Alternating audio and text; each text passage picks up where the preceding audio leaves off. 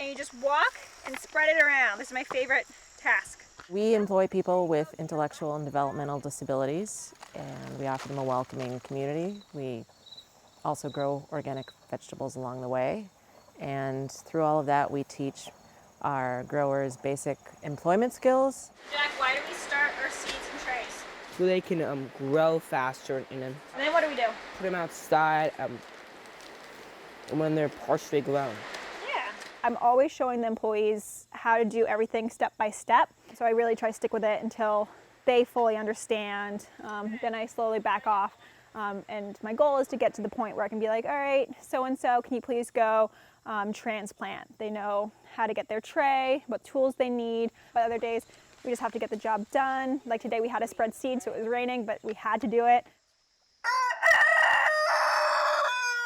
I am a big fan of chickens. Clean coops out, get eggs, and get fresh water. I have a big coop at home, like 10 chickens. He does love it. He loves to get his hands dirty. He likes to be involved. With that comes success. When he plants something and he sees it growing, he's very proud of himself. This is buckwheat, which is a quick-growing cover crop that will feed the soil. So 2015, we spent that year learning how to farm. So I signed up for all of those classes, beginning farmer classes, how to get your hands dirty, the financial part of things, and then I read a lot of books. And we spent our first year just experimenting and throwing a lot of seeds in the ground. We have a severely autistic child named Max, our son. Max is 11 years old, turning 12 in November. He is a high-energy boy. He's nonverbal.